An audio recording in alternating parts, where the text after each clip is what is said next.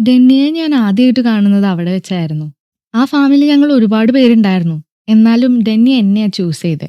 അങ്ങനെ ഞാൻ അവിടുന്ന് പുതിയൊരു ലോകത്തിലേക്ക് ഡെന്നിയുടെ കൂടെ യാത്ര തുടങ്ങി. അവിടെ കണ്ട കാഴ്ചകളെല്ലാം വളരെ കൗതുകമുള്ളതായിരുന്നു. ഡെന്നി ഒരു കാർ റേസറായിരുന്നു. അങ്ങനെയാണ് എൻസോ എന്നുള്ള പേര് എനിക്ക് വന്നത്. Ferrari super car Enzo. അങ്ങനെ ഞങ്ങൾ വീട്ടിലെത്തി. അവിടെ വെച്ചാണ് ഞാൻ ആദ്യമായിട്ട് ടിവി കാണുന്നത്. അതിലൂടെയായിരുന്നു ഞാൻ ആദ്യമായിട്ട് റേസിംഗ് കാണുന്നത്. ഡെന്നി എനിക്ക് കാർ റേസിംഗിന്റെ ബേസിക്സ് ഒക്കെ പഠിപ്പിച്ചു തന്നു.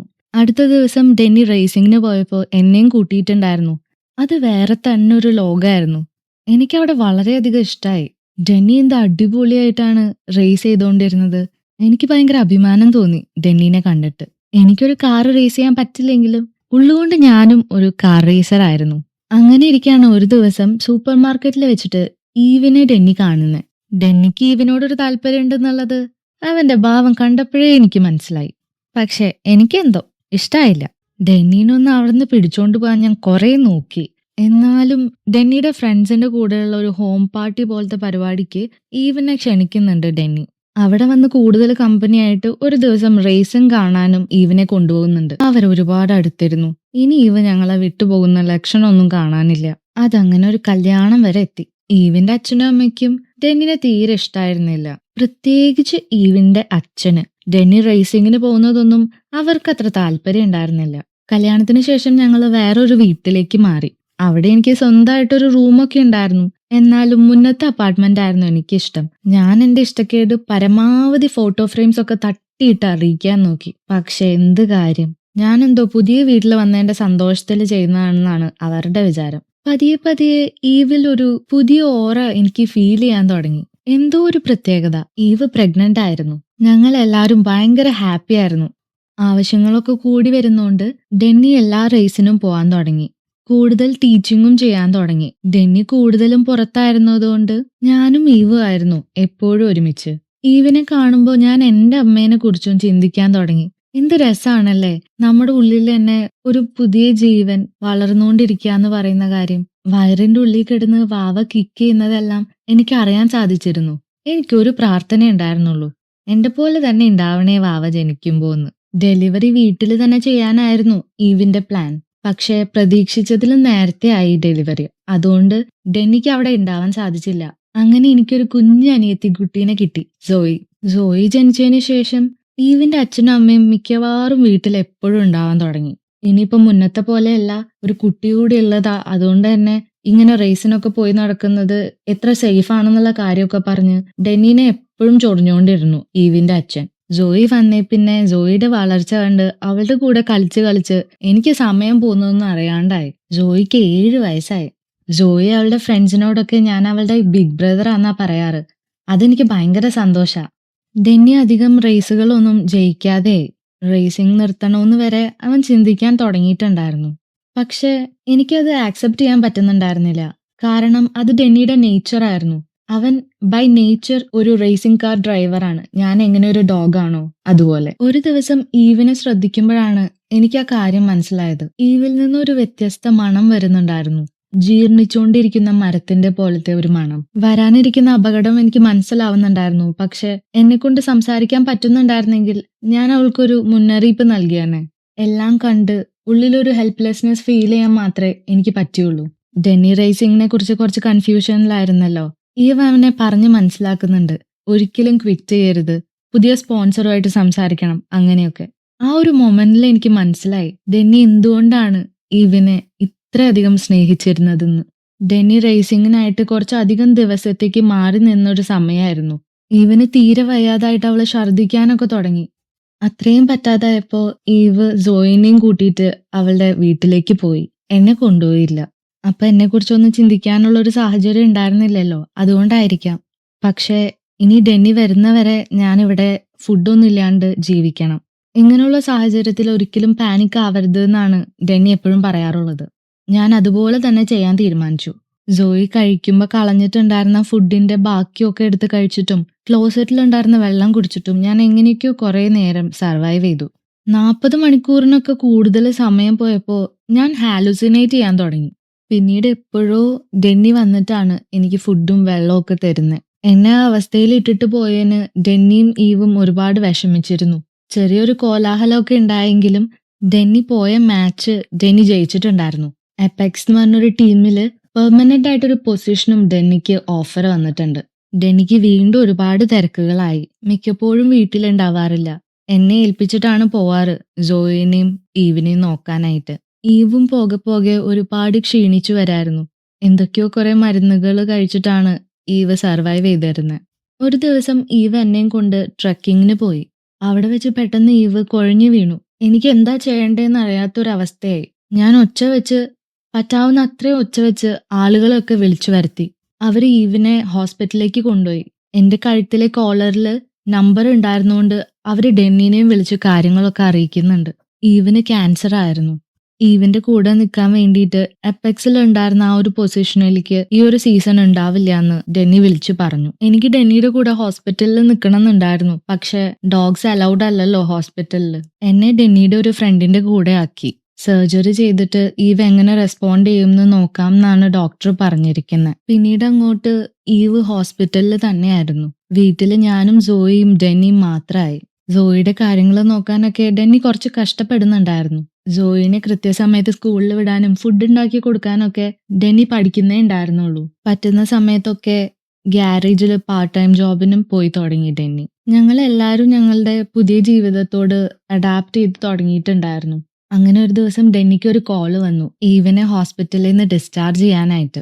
ഈവിനെ അവളുടെ പാരന്റ്സിന്റെ വീട്ടിലേക്കാണ് കൊണ്ടുപോയത്. ഞങ്ങളും അവിടെ ഉണ്ടായിരുന്നു. ഈവ് ഒരുപാട് മാറിയിട്ടുണ്ടായിരുന്നു. കീമോ ഒക്കെ ചെയ്തിട്ട് മുടിയെല്ലാം പോയിട്ടുണ്ടായിരുന്നു ഈവിന്റെ. ഈവ് വളരെയധികം ക്ഷീണിച്ചിട്ടുണ്ടായിരുന്നു. കുറെ നാൾക്ക് ശേഷം അമ്മേനെ കണ്ടതിന്റെ സന്തോഷത്തിലായിരുന്നു സോയി.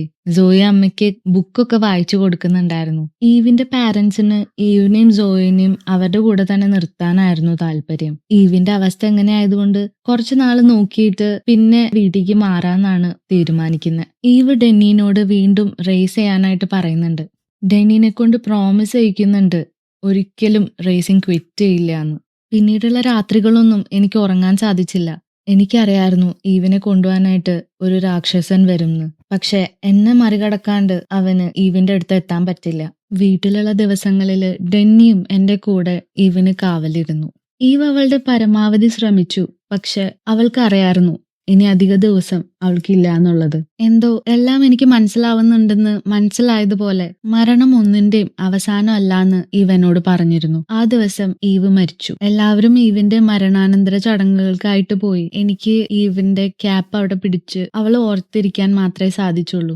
ഈവിന്റെ പാരന്റ്സിന് സോയിനെ അവരുടെ കൂടെ നിർത്തണം എന്നായിരുന്നു ആഗ്രഹം. ഡെന്നി അതിനെ സമ്മതിക്കില്ല എന്നായപ്പോ അവര് സോയിയുടെ കസ്റ്റഡിക്ക് വേണ്ടിയിട്ട് ഒരു കേസ് തന്നെ ഫയൽ ചെയ്യുന്നുണ്ട്. ഡെന്നി ഇനിയും കാർ റേസിംഗ് എന്ന് പറഞ്ഞ് നടന്നിട്ടുണ്ടെങ്കിൽ സോയിയുടെ കാര്യങ്ങൾ നോക്കാനായിട്ട് ആളുണ്ടാവില്ല. അവൾക്ക് വേണ്ട സമയവും പണവും എല്ലാം ചെലവാക്കാനായിട്ട് അവരുടെ കൂടെ നിൽക്കുന്നത് തന്നെയാണ് നല്ലതെന്നാണ് അവര് പറയുന്നത്.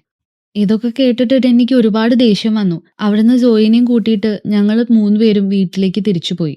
ഒരു ദിവസം ഡെന്നി ഗ്യാരേജിൽ വർക്ക് ചെയ്തുകൊണ്ടിരിക്കുമ്പോൾ പോലീസ് വന്നിട്ട് അവനെ അവിടെ നിന്ന് അറസ്റ്റ് ചെയ്ത് കൊണ്ടുപോകുന്നുണ്ട്. സോയിയുടെ കസ്റ്റഡിയുടെ പേരിൽ അന്നൊരു വാക്തർക്കം ഉണ്ടായപ്പോ ഈവിന്റെ അച്ഛനെ ചെറുതായിട്ടൊന്ന് തള്ളി മാറ്റിയിട്ടുണ്ടായിരുന്നു. അത് അയാളെ ആക്രമിച്ചു എന്ന് പറഞ്ഞിട്ടാണ് ഇപ്പൊ കേസ് കൊടുത്തിട്ടുള്ളത് ഡെന്നിക്കെതിരെ. ഡെന്നിനെ അധികം സമയം വൈകാതെ തിരിച്ചുവിടുന്നുണ്ടെങ്കിലും ആ സമയം കൊണ്ട് ഈവിന്റെ പാരന്റ്സ് സോയിനെ സ്കൂളിൽ നിന്ന് കൂട്ടിക്കൊണ്ടു പോയിട്ടുണ്ടായിരുന്നു. ഇപ്പോൾ ഡെന്നിയുടെ പേരിൽ ഒരു കേസ് നടക്കുന്നതുകൊണ്ട് 90 ദിവസത്തേക്ക് സോയിനെ കാണാൻ പാടില്ല എന്നൊരു ഓർഡർ വന്നിട്ടുണ്ട്. ആഴ്ചകൾ കടന്നുപോയി. ഡെന്നി ഒരുപാട് സ്ട്രഗിൾ ചെയ്തുകൊണ്ടിരുന്നു. സോയിനെ കാണാനും പറ്റില്ല, റേസുകൾക്കൊന്നും വേണ്ടി പുറത്തു പോകാനും പറ്റില്ല ഇങ്ങനൊരു കേസ് നടക്കുന്നതുകൊണ്ട്. ലോയറിനുള്ള ഫീസ് കൊടുക്കാൻ വരെ ഡെന്നി കഷ്ടപ്പെടുന്നുണ്ടായിരുന്നു. ഒരു ദിവസം ഡെന്നി റേസിംഗ് പഠിപ്പിച്ചുകൊണ്ടിരുന്ന ട്രാക്കിലേക്ക് ഫെരാരിയുടെ ഡ്രൈവർ ഡെവലപ്മെന്റിന്റെ ഹെഡ് വരുന്നുണ്ട്. അയാൾ കുറച്ചു കാലങ്ങളായിട്ട് ഡെന്നിന്റെ ഓരോ മാച്ചുകൾ കണ്ട് ശ്രദ്ധിക്കാറുണ്ടായിരുന്നു. ആള് കൊണ്ടുവന്ന ഫെരാരിയില് അവനെ കൊണ്ട് ഒരു റൈഡിന് പോകുന്നുണ്ട്. കാർ പറക്കുകയായിരുന്നു. ഡെന്നിയുടെ ഡ്രൈവിംഗ് കണ്ടിട്ട് അയാൾ ഒരുപാട് ഇംപ്രസ്ഡ് ആയി. പിന്നെ ഡെന്നിയുടെ കാര്യങ്ങളൊക്കെ അയാൾക്ക് ഓൾറെഡി അറിയായിരുന്നു. അതുകൊണ്ട് തന്നെ ഡെന്നിക്ക് ഒരു ജോബ് ഓഫർ ചെയ്യുന്നുണ്ട് ഫെരാരിയിൽ. ഇപ്പോഴത്തെ അവന്റെ അവസ്ഥയും ഇപ്പൊ ജോയിൻ ചെയ്യാൻ പറ്റില്ല എന്നുള്ള കാര്യവും അവൻ അയാളോട് പറയുന്നുണ്ട്. കേസൊക്കെ കഴിഞ്ഞിട്ട് അറിയിച്ചാൽ മതി എന്ന് പറഞ്ഞിട്ടാണ് അയാൾ അവിടെ നിന്ന് പോകുന്നത്. അങ്ങനെ 90 ദിവസങ്ങൾക്ക് ശേഷം സോയിനെ ഡെന്നിക്ക് കാണാൻ പറ്റുന്ന ആ ദിവസമായി. ഇനി അങ്ങോട്ട് ആഴ്ചയിൽ ഒരിക്കൽ മാത്രമാണ് ഡെന്നിക്ക് സോയിനെ കാണാൻ പറ്റുക. കേസ് കഴിയുന്നവരെ അങ്ങനെയായിരിക്കും. കേസ് കഴിഞ്ഞിട്ടുണ്ടെങ്കിൽ ഡെന്നിക്ക് സോയിനെ തിരിച്ചു കിട്ടും. കേസ് തോറ്റാ ഒരിക്കലും പിന്നെ സോയിനെ കാണാനും പറ്റില്ല. ഡെന്നിയുടെ അഡ്വക്കേറ്റ് അവനോടൊരു കോംപ്രമൈസിന് വേണ്ടി സംസാരിച്ചുകൂടെ എന്ന് പറയുന്നുണ്ട്. അവർക്ക് സോയിയുടെ കസ്റ്റഡി കൊടുക്കുകയാണെങ്കിൽ ഇപ്പോൾ ഡെന്നിക്കെതിരെയുള്ള കേസ് പിൻവലിക്കാന്നാണ് അവര് പറയുന്നത്. സോയിനെ എപ്പോഴൊക്കെ കാണാൻ പറ്റും എന്നുള്ള കാര്യത്തിലും ഒരു തീരുമാനം ഉണ്ടാക്കാൻ പറ്റും. എല്ലാ കാര്യങ്ങളും ഓർത്തിട്ട് ഡെന്നി ഒരുപാട് ഡിസ്റ്റർബ്ഡ് ആയിരുന്നു. അന്ന് രാത്രി മഴയത്ത് ഞാനും ഡെന്നിയും കൂടി ഒന്ന് ഓടാൻ പോയി. എപ്പോഴും ഞങ്ങൾ രണ്ടുപേരും ഒരുമിച്ചാണ് ഓടാൻ പോവാറ്. പക്ഷേ അന്ന് ഞങ്ങൾ രണ്ടുപേരും ഒറ്റയ്ക്കായിരുന്നു. അങ്ങനെ ഓടിക്കൊണ്ടിരിക്കുമ്പോൾ റോഡ് ക്രോസ് ചെയ്യുന്നതിൻ്റെ ഇടയ്ക്ക് എനിക്ക് ആക്സിഡന്റ് ആവുന്നുണ്ട്. എന്റെ ഭാഗത്ത് തന്നെയായിരുന്നു തെറ്റ്. ഞാൻ ശ്രദ്ധിക്കാണ്ട് കടന്നതുകൊണ്ടാ ഇങ്ങനെയൊക്കെ ഉണ്ടായേ. ഡെന്നി എന്നെ എടുത്തുകൊണ്ട് ഹോസ്പിറ്റലിലേക്ക് പോയി. എനിക്ക് ഓൾറെഡി 10 വയസ്സായിട്ടുണ്ടായിരുന്നു. ഞാൻ ആ ആക്സിഡന്റിൽ നിന്ന് രക്ഷപ്പെട്ടാലും ഇത്രയും പ്രായമായതുകൊണ്ട് ഇനി അങ്ങോട്ട് ബുദ്ധിമുട്ടുകൾ ഉണ്ടാവാനുള്ള സാധ്യതയുണ്ടെന്നാണ് ഡോക്ടർ ഡെന്നിയോട് പറയുന്നുണ്ടായിരുന്നത്. ആഴ്ചകളോളം അന്ന് കിട്ടിയ മെഡിക്കേഷനിലായിരുന്നു ഞാൻ. ഒരു ദിവസം ഞാൻ ഉണർന്നപ്പോൾ ഡെന്നി സോയിയുടെ കസ്റ്റഡിയുടെ പേപ്പേഴ്സ് സൈൻ ചെയ്യായിരുന്നു. അതെങ്ങനെയും തടയണമെന്ന് ഞാൻ തീരുമാനിച്ചു. ആ സൈൻ ചെയ്ത പേപ്പേഴ്സൊക്കെ ഞാൻ എടുത്തുകൊണ്ട് ഓടി കടിച്ചു പറിച്ച് കീറി കളഞ്ഞു. അങ്ങനെ ഡെന്നി കേസുമായിട്ട് മുന്നോട്ട് പോകാൻ തന്നെ തീരുമാനിച്ചു. ഇനി അങ്ങോട്ട് എന്തും നേരിടാനുള്ള ഒരു ധൈര്യം ഡെന്നിക്ക് കിട്ടിയിട്ടുണ്ടായിരുന്നു. അങ്ങനെ കോടതിയിൽ വിധി വരുന്ന ദിവസമായി. അന്നത്തെ ദിവസം കോടതിയിൽ ഈവിന്റെ അമ്മ ഡെന്നിക്ക് അനുകൂലമായിട്ട് സാക്ഷി പറഞ്ഞു. ഇതൊരു കള്ളക്കേസാണെന്ന് മനസ്സിലാക്കിയിട്ട് കോടതി ഡെന്നിനെ വെറുതെ വിട്ടു. സോയിയുടെ കസ്റ്റഡിയും ഡെന്നിക്ക് എന്നെ തിരിച്ചു കിട്ടി. എനിക്ക് പ്രായം തുടങ്ങിയിട്ടുണ്ടായിരുന്നു. എന്റെ മനസ്സറിഞ്ഞതുപോലെ ഒരു ദിവസം എനിക്ക് വേണ്ടി മാത്രം ഒരു ഫെരാരി അറേഞ്ച് ചെയ്തിട്ട് എന്നെ കൊണ്ട് ഒരു റൈഡ് പോയി. എന്റെ ലോകം അതായിരുന്നു.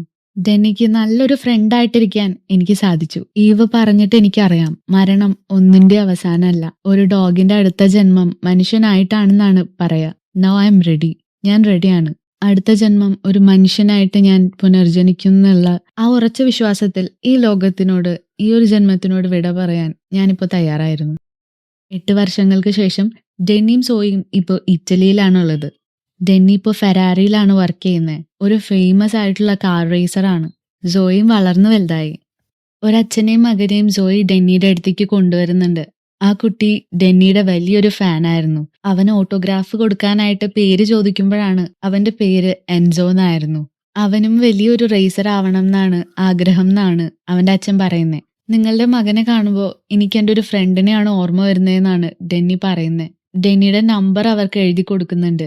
അവൻ എപ്പോഴാണോ റേസ് ചെയ്യാനായിട്ട് റെഡി ആവുന്നത് അപ്പോൾ വിളിക്കാൻ പറഞ്ഞിട്ട് എല്ലാ ട്രെയിനിങ്ങും കൊടുത്ത് അവൻ എത്തേണ്ട സ്ഥലത്ത് എത്തും എന്ന് ഉറപ്പിച്ചോളാം എന്നും ഡെന്നി വാക്ക് കൊടുക്കുന്നുണ്ട്. ഇത് വളരെ ബ്യൂട്ടിഫുൾ ആയിട്ടുള്ള ഒരു മൂവിയാണ്. നിങ്ങൾ ഈ നരേഷൻ കണ്ടാലും പറ്റുവാണെങ്കിൽ ഈ സിനിമ ഒന്ന് കണ്ടു നോക്കണം. അത്ര അടിപൊളിയാണ്.